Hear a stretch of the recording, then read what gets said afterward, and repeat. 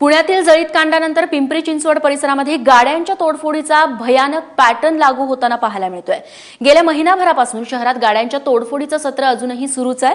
काल थेरगावातील पडवळ नगर भागामध्ये 7 ते 8 तरुणांनी मिळून पुन्हा एकदा 9 गाड्यांची तोडफोड केली आहे। हातात शस्त्र आणि दांडके घेऊन तरुणांनी या परिसरामध्ये अक्षरशः हैदोस घातला। दुचाकीवरून हे तरुण आले होते अशी माहिती मिळतेय। गेल्या महिनाभरात पिंपरीत गाड्यांची तोडफोड होण्याची ही चौथी घटना आहे। या तोडफोडी प्रकरणी एका संशयिताला पोलिसांनी ताब्यातही घेतलंय। मात्र वारंवार घडणाऱ्या या घटना थांबवण्यात पोलीस अपयशी पडत असल्यामुळे नागरिकांनी मात्र आपली नाराजी व्यक्त केली आहे।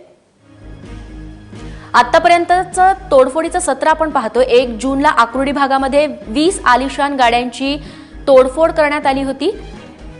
10 जूनला थेरगावामध्ये मध्यरात्री 20 ते 25 वाहनांची अशाच पद्धतीने तोडफोड करण्यात आली। या प्रकरणी 6 जणांना अटकही झाली। 11 जूनला त्याच्या पुढच्याच दिवशी खडकी भागामध्ये रात्री 30 ते 30 दुचाकी आणि 4 चाकी फोडण्यात आला, ज्याच्यामध्ये 2 नागरिक देखील जखमी झाले। या प्रकरणी 9 जणांना अटक करण्यात आली होती। त्यानंतर 22 जूनला जो प्रकार घडला कालचा थेरगावातलाच पडवळ नगर भागामध्ये 9 गाड्यांची तोडफोड करण्यात आली आहे। 12 जण होते। 4-5 टू व्हीलर भरून तिकडून टेबल सीट डबल सीट अशा प्रकारे आले। हातामध्ये तलवारी दांडगी कोयते अशा प्रकारचे हत्यारं होते। आल्यानंतर गाड्यांची तोडफोड करण्यास सुरुवात केली।